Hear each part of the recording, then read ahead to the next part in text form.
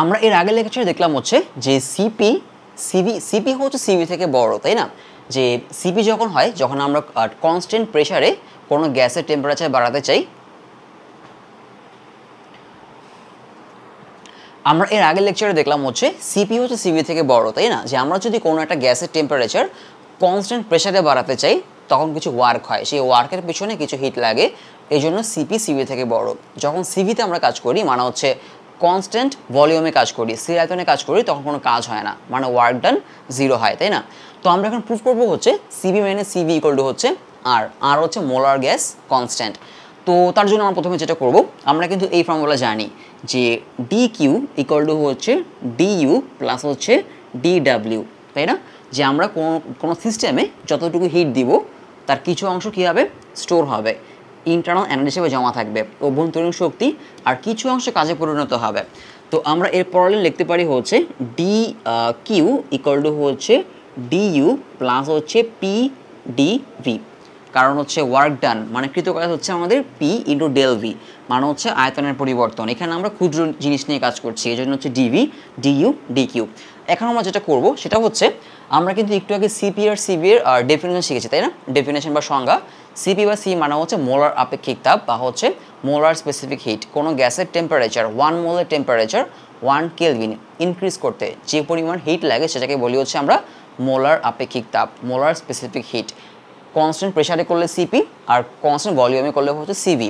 তো আমরা লিখতে পারি হচ্ছে সিপি ইকুয়াল টু হচ্ছে, নিচে আমরা কি দেই, নিচে হচ্ছে মোল নাম্বার মানে হচ্ছে এম, আর হচ্ছে টেম্পারেচার মানে হচ্ছে ডিটি, তাই না? আর উপরে হচ্ছে ডিকিউ মানে যতটুকু হিট লাগে। আর সিবি এর ফর্মুলা, সিবি হচ্ছে সেম, সিবি ইকুয়াল টু হচ্ছে এম ডিটি আর উপরে হচ্ছে ডিকিউ, এই আর কি। এখন আমরা একটা কাজ করব যে যদি আমরা স্থির আয়তনে কাজ করি, স্থির আয়তন মানে যে এই পাশটায় আসো সিবি, স্থির আয়তন মানে হচ্ছে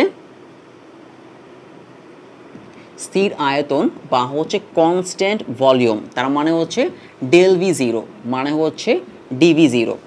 মানে তুমি যদি ক্যালকুলাসের ভাষায় বলতে চাও তাহলে ডিভি ইকুয়াল টু জিরো, মানে আয়তনের পরিবর্তন শূন্য, কোনো কাজ হবে না, কারণ আমরা জানি হচ্ছে ডাব্লিউ ইকুয়াল টু হচ্ছে পি ডিভি। তাহলে ডিভি যদি জিরো হয় তাহলে কৃতকাজ কী হবে, শূন্য হবে।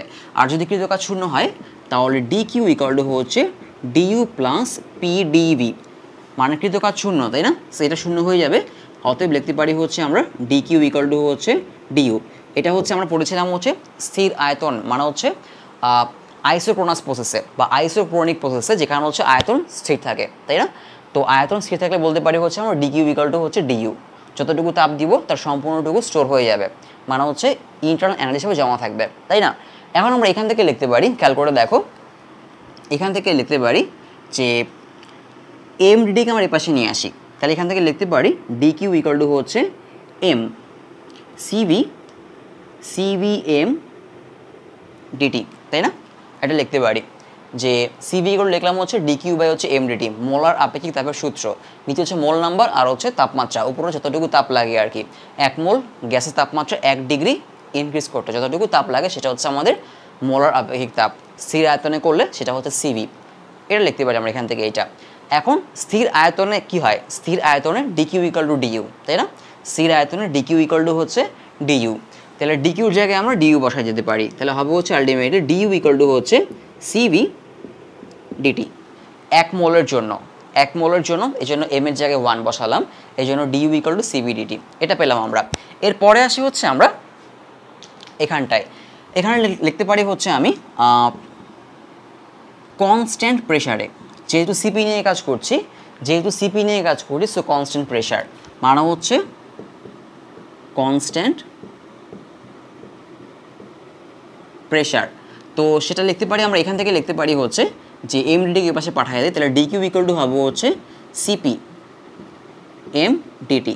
1 মোলের জন্য লিখতে পারি হচ্ছে D Q equal to CP DT. So আমরা দুটো জিনিস পেলাম যে স্থির আয়তনে হচ্ছে D U equal to CP DT আর ডি কিউ ইকুয়াল টু হচ্ছে সিপি ডিটি কনস্ট্যান্ট প্রেসারে। ক্লিয়ার? এখন আমরা এখান থেকে লিখবো হচ্ছে, আমরা এটা প্রুফ করবো। এখন কী প্রুফ করবো দেখো, আমি লিখবো হচ্ছে, আমরা জানি পিভি ইকুয়াল টু কি এনআরটি, তাই না? পিভি ইকুয়াল টু এনআরটি হচ্ছে আদর্শ গ্যাস বা আইডিয়াল গ্যাসের ল। 1 মোলের জন্য লিখতে পারি PV equal to RT, 1 molar জন্য PV = RT, যেহেতু আমরা 1 মোলার জন্য কাজ করছি আর কি। এখন দুই পাশে হচ্ছে আমরা টি এর রেসপেক্টে ডিফারেন্সিয়েট করব। ডিফারেন্সিয়েট মানে হচ্ছে অন্তরীকরণ, মানে কারোর রেসপেক্টে কারো চেঞ্জ বের করা। যেমন আমি যদি বলি dy/dx, এটার মানে হচ্ছে এক্স এর রেসপেক্টে ওয়াই এর চেঞ্জ বের করা, এক্স এর রেসপেক্টে ওয়াই এর চেঞ্জ। তাহলে আমরা হচ্ছে এখন টি এর রেসপেক্টে ডিফারেন্সিয়েট করবো, মানে টি এর রেসপেক্টে সবার চেঞ্জ বের করব। তাহলে এই পাশে যেটা করবো, এই পাশে d/dt, এই পিভিকে হচ্ছে টি এর রেসপেক্টে ডিফারেন্সিয়েট করব, আর এই পাশে হচ্ছে d/dt ডিফারেন্সিয়েট করব। এখন যদি দুটা ফাংশন, যদি দুটো রাশি হচ্ছে গুণাকারে থাকে, তখন ডিফারেন্সিয়েট কীভাবে করে? গুণাকারে থাকলে তুমি একজনকে বাইরে রাখবা, পিকে বাইরে রাখলাম, পিকে বাইরে রেখে হচ্ছে আমি ভিকে ডিফারেন্সিয়েট করব, ডিভি ডিটি এরকম আর কি। মানে পিকে বাইরে নিয়ে ভিকে ডিফারেন্সিয়েট করলাম, এবারে প্লাস দিব, প্লাস দিয়ে আবার d/dt, এবার হচ্ছে ভিকে বাইরে রাখবো, ভিকে বাইরে রেখে পিকে ডিফারেন্সিয়েট করব। ক্লিয়ার? ইকুয়াল টু আমরা এখানে যেটা করব, আর হচ্ছে কনস্ট্যান্ট, তো কনস্ট্যান্ট ডিফারেন্সিয়েট করলে 0 আসে, সো এখানে আমরা এই কাজটা করবো না, আমরা আরকে বাইরে রাখবো, বাইরে রেখে জাস্ট হচ্ছে টিকে ডিফারেন্সিয়েট করে দিব। তাহলে হবে হচ্ছে d/dt, এখানে হবে হচ্ছে টি, এই আর কি। বোঝা গেল? এইটা হচ্ছে এই যে এইটা আর কি। সো এখানে dt/dt কী হয়ে যায়? 1 হয়ে যাবে, থাকবে শুধু আর। ক্লিয়ার? মানে এখানে শুধু আমরা টিকে ডিফারেন্সিয়েট করলাম টি এর রেসপেক্টে, সো dt/dt 1 হয়ে যাবে, শুধু আর থাকবে, আর যেহেতু কনস্ট্যান্ট এই কারণে। সো এখানে থাকবে হচ্ছে শুধু আর। আর এখানে লিখবো হচ্ছে আমরা এই যে p dv/dt, p dv/dt। Clear? আর এই যে এই অংশটা 0 হয়ে যাবে, কারণ এই যে একই কারণ, পি কনস্ট্যান্ট, পি কনস্ট্যান্ট, কারণ আমরা এই যে কনস্ট্যান্ট প্রেশার ধরে কাজ করছি। সো পি যেহেতু কনস্ট্যান্ট, কোনো কনস্ট্যান্ট আসলে কি কখনো চেঞ্জ হয় না, তাই না? তো আমি একটু কি বললাম যে ডিফারেন্সিয়েট মানে হচ্ছে কারোর রেসপেক্টে কারো চেঞ্জ বের করা। তো যেহেতু পি কনস্ট্যান্ট, প্রেশারটা এখানে কনস্ট্যান্ট, সো টি এর রেসপেক্টে পি এর কোনো চেঞ্জ নেই, এর জন্য 0 হয়ে যাবে এই অংশটা। সো এখানে থাকবে হচ্ছে আমাদের জাস্ট এইটা পি dv/dt = r। এখান থেকে লিখতে পারি হচ্ছে আমি পি ডিভি = হচ্ছে আর ডিটি, মানে আমি এই যে ডিটি সেটাকে আমি এখান থেকে এখানে পাঠিয়ে দিলাম। সো পি ডিভি = হচ্ছে আর ডিটি। এখন আমি যেটা করব, এই যে ফর্মুলা এখানে আসি, মানে যেটা প্রথমে লিখলাম আর কি, dq = du + pdv, এটা আমরা একদম তাপগতিবিদ্যার প্রথম সূত্র বা ফার্স্ট ল অফ থার্মোডাইনামিক্স থেকে আমরা জানি। এই ডিকিউর জায়গায় বসাবো dq এর ভ্যালু cv/dt, ডিউর জায়গায় বসাবো হচ্ছে আমরা cv/dt, আর pdvর জায়গায় বসাবো হচ্ছে rdt। তাহলে আমি লিখি আর ফর্মুলাটা আবার লিখি যে dq = হচ্ছে du প্লাস হচ্ছে pdv, ডিকিউর জায়গায় বসাবো হচ্ছে cp/dt, এখানে বসাবো হচ্ছে cv/dt প্লাস এখানে বসাবো হচ্ছে আমরা rdt, সব জায়গা থেকে dt কেটে দিলাম আমরা। তাহলে থাকে হচ্ছে cp = cv + r, cv কে পাশে নিয়ে আসলে কী হবে? cv কে পাশে নিয়ে আসলে মাইনাস হয়ে যাবে, cv = হচ্ছে r। এটাই আমাদের প্রুফ করা ছিল আর কি। সো এখান থেকেও বুঝতে পারি হচ্ছে আমরা যে সিপি হচ্ছে সিভি থেকে বড়, কারণ আর এর ভ্যালু কত? আর এর ভ্যালু এসআই ইউনিটে হচ্ছে 8.314, আর এর ভ্যালু এসআই ইউনিটে হচ্ছে 8.314 জুল পার মোল পার কেলভিন, এটা হচ্ছে আর এর ভ্যালু এসআই ইউনিটে, আর এলএটিএমে হচ্ছে 0.0832 আর কি। সো এখান থেকেও বোঝা যায় আসলে যে সিপি হচ্ছে সিভি থেকে কি বড়। ক্লিয়ার? আশা করি বোঝা গেল। এরপরে যাব হচ্ছে আমরা অ্যাডিবেটিকের পথের জন্য যে ফর্মুলাগুলো আছে, মানে হচ্ছে PV⁴ K। তো তোমরা যদি ফিজিক্স সেকেন্ড পার্টের ফার্স্ট চ্যাপ্টার আর হচ্ছে কেমিস্ট্রি ফার্স্ট পেপারের last chapter chapter 10 ideal gas পড়ো, তাহলে তোমরা কিন্তু জেনে থাকবা যে PV = nRT বা হচ্ছে P1V1 = P2V2, এগুলো কি ছিল? এগুলো ছিল হচ্ছে বয়েল ফর্মুলা। এটা বয়েল ফর্মুলা। PV = nRT হচ্ছে আদর্শ গ্যাস সূত্র, আইডিয়াল গ্যাস ল।